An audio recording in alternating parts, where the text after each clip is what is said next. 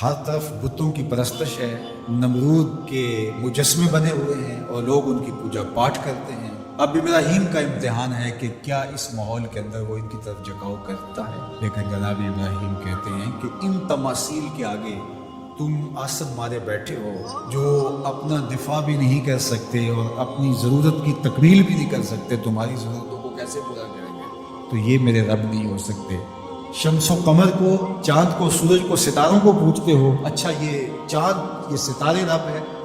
تو جب ڈوب گئے تو کہا کہ جو ڈوبنے والے ہیں وہ میرے رب تو نہیں ہو سکتے، مجھے رب کی ضرورت پڑ جائے، رب ڈوبا ہوا ہو تو مجھے تو وہ چاہیے جو ہر وقت حاضر ہو، تو میں تو اس رب کی پوجا نہیں کر سکتا۔ یہ ان کی شعور کا امتحان تھا اور اس شعوری امتحان میں پورے نکلے۔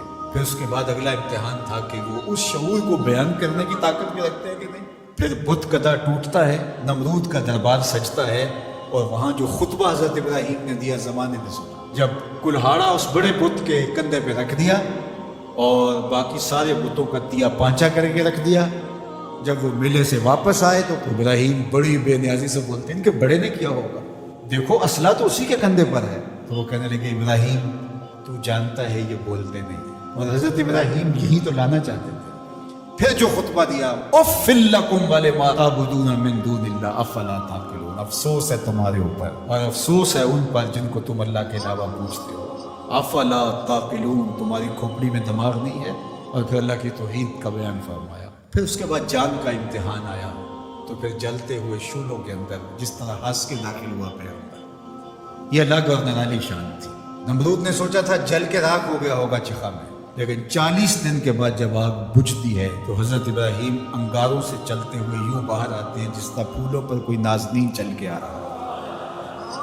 پھر 87 سال عمر ہے، اللہ تعالیٰ پھر حضرت ہاجرہ کے بطن سے حضرت اسماعیل کی صورت میں اولاد عطا کرتا ہے۔ اب اتنی بڑھاپے کی عمر میں اولاد نصیب ہو تو انسان کا جی چاہتا ہے سارے کام کاج چھوڑ کے گھر بیٹھ جاؤں اور میں اپنی اولاد کے چہرے کی بلائیں لوں، لیکن حکم ہوتا ہے اپنی زوجہ کو بھی اور اپنے نو مولود بیٹے کو بھی ایسی وادی میں چھوڑاؤ جہاں کوئی سبزہ بھی نہیں ہوگا۔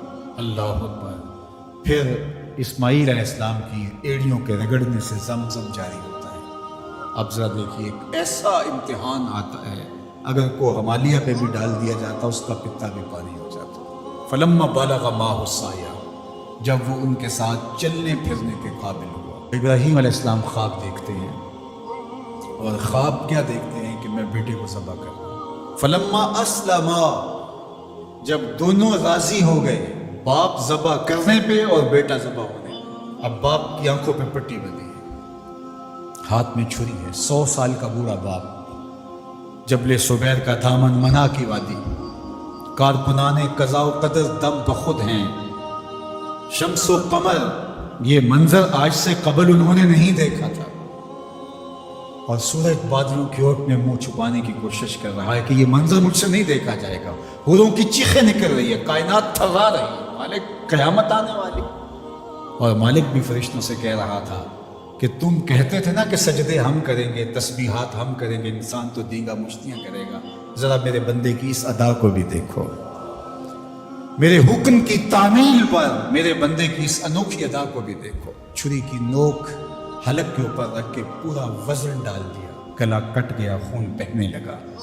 ابراہیم علیہ السلام ایک عجیب کیفیت میں، کیا کیفیت ہو سکتی ہے، میرے پاس تو لفظ نہیں ہے۔ اللہ اکبر۔ جلدی سے جو ہے وہ آنکھوں سے پٹی کھولتے ہیں تو دیکھتے ہیں کہ منظر بدلا ہوا ہے، بیٹا سمجھ کے جس کو ذبح کیا وہ تو دمبا تھا، اور اسماعیل علیہ السلام پاس کھڑے مسکرا رہے ہیں، اور پاس حضرت جبریل امین بھی کھڑے ہیں۔ یہ اس بات کا عملی ثبوت ہے یہ وہ دمبا لے کے آئے۔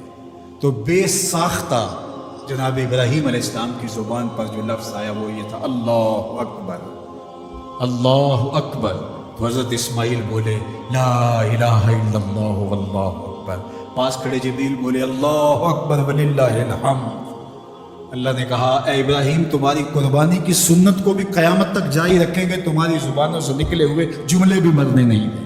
وَنَادَيْنَاهُ أَن يَا إِبْرَاهِيمُ قَدْ صَدَّقْتَ الرُّؤْيَا إِنَّا كَذَلِكَ نَجْزِي الْمُحْسِنِينَ، اس حال میں ہم نے ندا دی ابراہیم تو نے واقعی خواب پورا کر دکھایا۔ إِنَّ هَذَا لَهُوَ الْبَلَاءُ الْمُبِينُ، اللہ فرماتا ہے یہ بہت بڑا امتحان تھا، یہ چھوٹا امتحان نہیں تھا۔ اور پھر میرا رب رب ہو کے کیا کہتا ہے، سلام علی ابراہیم، اے ابراہیم تیرے اوپر سلامتیاں نازل ہو۔ اللہ پرسوں بھی میں کسی منڈی کے قریب سے گزرا، کہتے ہیں اس علاقے کی سب سے بڑی منڈی ہے، تو ہزاروں جانور، ہجوم محبت، اور سڑکوں پر، گلیوں میں، بازاروں میں کوئی یہاں گائے لے کے جا رہا ہے، کوئی بیل کو اونٹ اٹھا کے لے کے جا رہا ہے، تو بے ساختہ میری زبان سے یہی نکلتا ہے، سلام علی ابراہیم، ابراہیم تیرے اوپر سلامتیاں نازل ہوں۔ اللہ اکبر۔ اور اس قربان گاہ پر، جس قربان گاہ پر حضرت اسماعیل کو لے کر کے چلے تھے، منا کی وادی میں جبل سبیر کے پاس، وہاں 25 لاکھ حجاج جانور ذبح کریں گے، تو منا کی وادی اس گونج سے منور ہوگی، آواز آ رہی ہوگی، سلام علی ابراہیم، ابراہیم تیرے اوپر سلامتی۔ ابراہیم علیہ السلام نے چھوٹا کام نہیں کیا، بہت بڑا کام کیا، لیکن میرے رب نے بھی پھر جو اعزاز دیا، جو تکریم دیا، عرض کی گئی، یا رسول اللہ یہ قربانیاں کیا ہیں؟ فرمایا تمہارے باپ ابراہیم کی سنت ہے، قیامت تک وہ نقشہ ہماری آنکھوں کے سامنے رہے گا، اور لوگ اپنے قیمتی متاع کو اس طرح قربان کرتے رہیں گے۔ ہمارے ایک بزرگ فرمایا کرتے تھے کہ ہر بندے کا کوئی نہ کوئی اسماعیل ہوتا ہے، جب تک وہ اپنے اسماعیل کی گردن پر چھری نہیں رکھتا، رب کا قرب نصیب نہیں ہوتا۔ تو اپنی عزیز ترین متاع اللہ کی راہ میں قربان کرنے کا موقع آ جائے، وہ جان ہو، وہ اولاد ہو، وہ مال ہو، وہ منصب ہو، جب حالات تقاضا کریں اور آپ کو لگے کہ میرے مالک کا مجھ سے یہ تقاضا ہے، تو راہ خدا کے اندر قربان کرنے کا جب یہ جذبہ اس لیول تک پہنچ جائے، تو پھر آپ اس نور سے مالا مال ہوتے ہیں، اس فیض سے فیض یاب ہوتے ہیں۔ ہمارے لیے یہ واقعات اس لیے رکھے، ہم تو چھوٹے چھوٹے امتحانوں سے ڈر جاتے ہیں، ہمیں بڑے امتحان بھی دینے پڑے تو ہمارے بڑوں کی سیرت یہ ہے کہ ہم کشادہ دلی کے ساتھ، خوش دلی کے ساتھ ان امتحانوں سے گزرے، پھر ہمارے رب کی رحمتیں اور کرم نوازیاں ہمارے شامل حال ہوں گی۔